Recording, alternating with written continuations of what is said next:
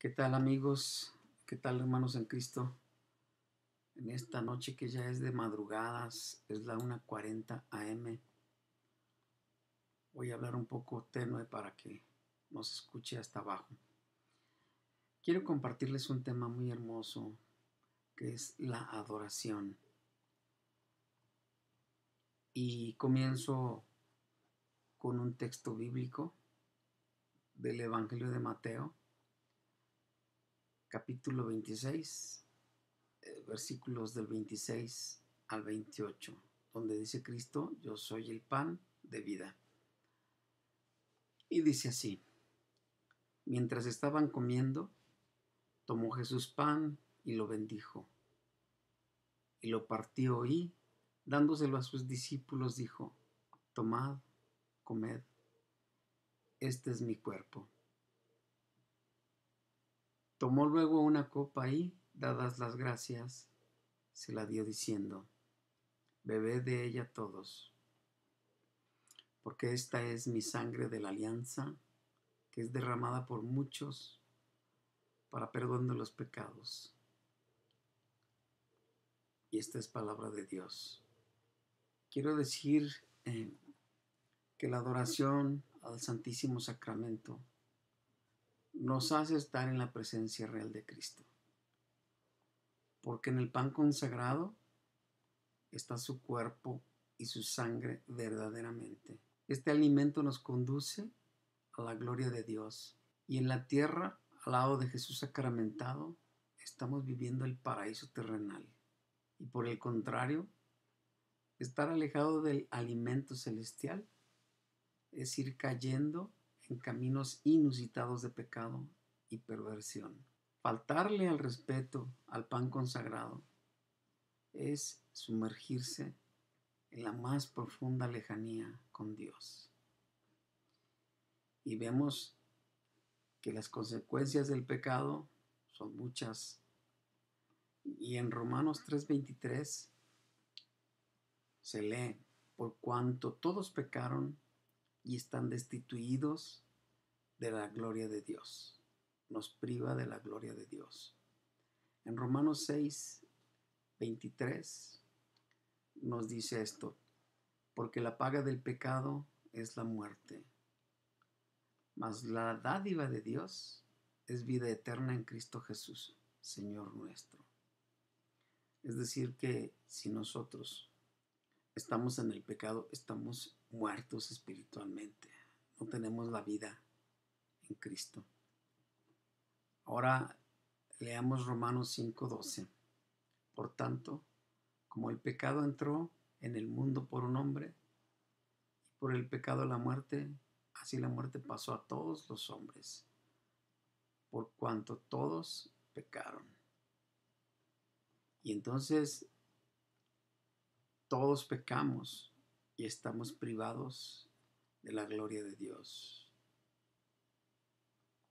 Aquel que diga que está libre de pecado está fuera de las Sagradas Escrituras. Debemos reconocernos pecadores siempre. Dios nos entrega a las pasiones. En Romanos 1, del 24 al 31, se lee lo siguiente: por eso Dios los entregó a las apetencias de su corazón, hasta una impureza tal que deshonraron entre sí sus cuerpos. A ellos que cambiaron la verdad de Dios por la mentira, y adoraron y sirvieron a la criatura en vez del Creador, que es bendito por los siglos. Amén. Por eso los entregó Dios a pasiones infames, pues sus mujeres invirtieron las relaciones naturales por otras contra la naturaleza. Igualmente los hombres, abandonando el uso natural de la mujer, se abrazaron en deseos los unos por los otros, cometiendo la infamia de hombre con hombre, recibiendo en sí mismos el pago merecido de su extravío. Y como no tuvieron a bien guardar el verdadero conocimiento de Dios, entrególos Dios a su mente insensata para que hicieran lo que no conviene. llenos de toda injusticia, perversidad, codicia, maldad, henchidos de envidia, de homicidio, de contienda, de engaño, de maldición, chismosos, detractores, enemigos de Dios, ultrajadores, altaneros, fanfarrones, ingeniosos para el mal, rebeldes a sus padres, insensatos, desleales, desamorados, despiadados. Y esta es palabra de Dios. Veamos a los pastores protestantes y a muchos de sus feligreses arrojados a las pasiones que no pueden controlar por andar predicando la mentira, y a los sacerdotes que han caído en la pederastía y otras aberraciones sexuales porque han iniciado la predicación de sus propias ideas y creencias y omiten la palabra de Dios en sus homilías. Después de tanto caer, se unen a una mujer y acaban abandonando la sotana. Laicos comprometidos que dejan a la mujer por una feligresa. Jesús sabía de qué estaba hablando cuando les dijo en su agonía en Getsemaní. En el Evangelio de San Mateo, capítulo 26, versículo 41. Velad y orad, para que no caigáis en tentación, que el espíritu está pronto, pero la carne es débil. No hay alternativa para no caer en la tentación, pero el lobo rapaz está al acecho. Y ya vemos en San Mateo 7:15, vienen a nosotros con disfraces de ovejas, pero por dentro son lobos rapaces. Después de orar, el demonio se ensaña contra nosotros y nos tienta, como tentó a Jesús. En San Mateo, capítulo 4, versículo 9, Satanás le dice a Cristo: todo esto te lo daré si postrándote me adoras. En el versículo siguiente, número 10, dícele entonces a Jesús: apártate, Satanás, porque está escrito: al Señor tu Dios adorarás, y solo a Él darás culto. En el versículo 11 dice: entonces el diablo le deja. Y he aquí que se acercaron unos ángeles y le servían. Palabra de Dios. Cuando el sacerdote es tentado y seducido por el poder y la riqueza, está en adoración postrándose delante de Satanás. Pero cuando rechaza la oferta del mentiroso, desciende la gloria de Dios. Y los ángeles le rodean y le sirven como a Cristo. Aunque las tentaciones y el pecado están al acecho, con la adoración el cristiano vence a la maldad y permanece en la gloria de Dios, rodeado de sus ángeles. Ahora voy a enlazar el tema de la soberbia y la desobediencia. La soberbia es el pecado más deleznable a los ojos de Dios. Adán y Eva fueron expulsados del paraíso por esa razón y por no obedecer a Dios. Quisieron ser como Dios, y ese es el pecado original. Pero Luzbel fue expulsado del cielo porque se sintió ser más grande que Dios. Se negó a servir a Jesús porque él era un ángel. Los laicos se llenan de soberbia al poseer los carismas sobrenaturales en sus comunidades. Algunos comienzan a usar frases protestantes como yo declaro o yo decreto y piensan que ellos pueden hacer que el milagro ocurra sin invocar a Dios. Los sacerdotes por igual, al estar tocados por el Espíritu Santo, son presas de estas tentaciones. Por ello son arrojados de la iglesia. tienen algunos dones sobrenaturales, carismáticos, y comienzan un ministerio de liberación sin la autorización de su obispo. Y comienzan los problemas y comienza la desobediencia. Argumentan que ellos le hacen un bien a la iglesia y que es muy bueno lo que hacen. Son trasladados a una y otra diócesis y finalmente renuncian o los vetan. La soberbia trae consigo la desobediencia, porque sienten que tienen el poder del Espíritu Santo y tal vez sí lo tengan, pero entran en desobediencia. Otro punto es la traición. Y la traición trae consigo el suicidio espiritual, como le pasó a Judas. Puede ser que con la mejor intención se esté traicionando a la jerarquía de la iglesia o a los superiores. No concebimos que esto esté sucediendo porque nos amamos demasiado. Tenemos culto a nuestra persona o a nuestro ministerio y traicionamos a Cristo en nuestros superiores. Nuestro jefe inmediato es Cristo y a Él debemos obediencia y respeto. Cuando se está cometiendo injusticias contra otros, se debe denunciar. Y si salimos perdiendo, la rodilla en el sagrario nos redimirá. Recordemos el pueblo hebreo en el exilio, cuando le da la espalda a Dios, y lo que sucedió. En Éxodo 32, versículo 35, dice: y Yahvé castigó al pueblo a causa del becerro fabricado por Aarón.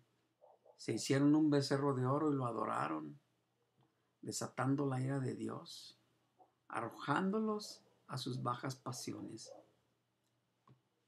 Eso nos pasa al hacer ídolos como el dinero, el sexo, los placeres. Dios nos arroja al abismo de nuestros bajos instintos y es difícil salir de esas idolatrías. Cuando Aarón les fabricó un Dios nuevo, se hicieron apóstatas. Eso nos puede pasar cuando tenemos por Dios el dinero o las bajas pasiones. Y luego andamos fundando otras sectas. Nos salimos de la iglesia católica. Fundamos sectas protestantes.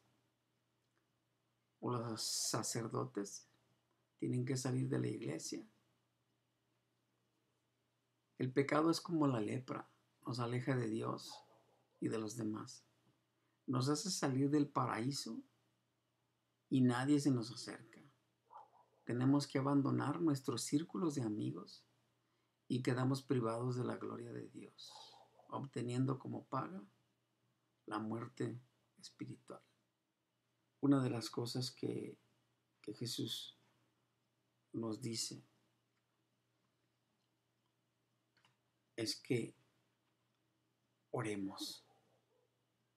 Y la adoración aleja la soberbia, las tentaciones de poder y de la desobediencia. Esas son tentaciones. En Juan 14:6, Jesús nos dice: yo soy el camino, la verdad y la vida. Nadie va al Padre sino por mí. Para ir al Padre tenemos que ir primero con Cristo. Y eso significa que escuchemos su palabra y hagamos lo que nos recomienda. Velen y oren. Y podemos orar en el silencio de nuestro corazón, en nuestra habitación, en el autobús o donde nos encontremos. Pero la oración por excelencia se hace delante del Santísimo Sacramento, porque realmente es el cuerpo de Cristo. Escuché decir a un sacerdote muy famoso: yo no soporto estar delante del Santísimo Sacramento más de 15 minutos. No sé si se le refería a estar delante del Santísimo o estar en silencio.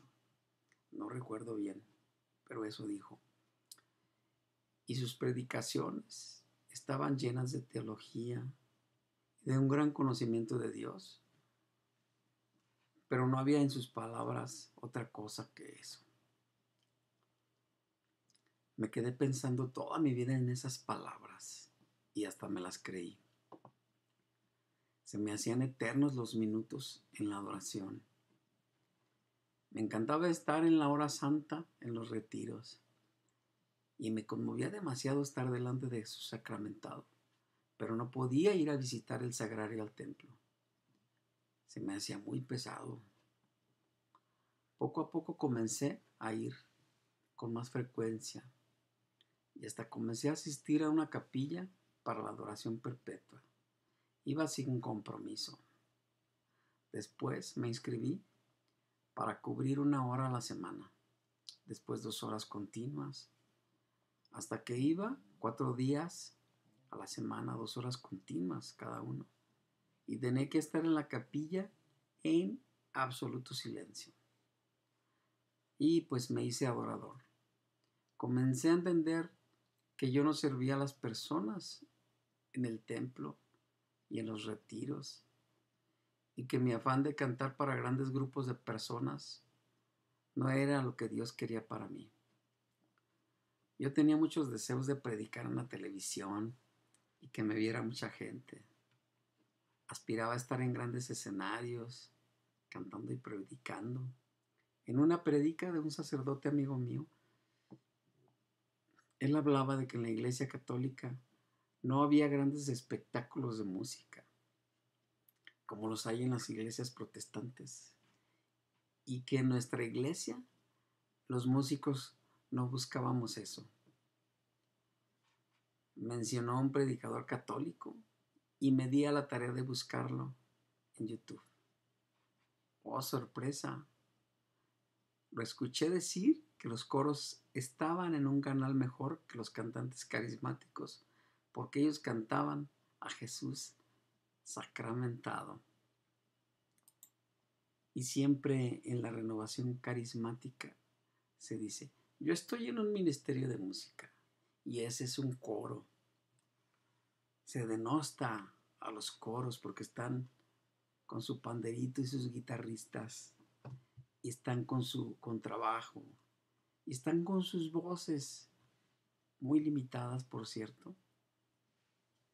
Y nosotros decimos, yo soy un cantante carismático. Dicen, yo sí tengo el Espíritu Santo. Dicen,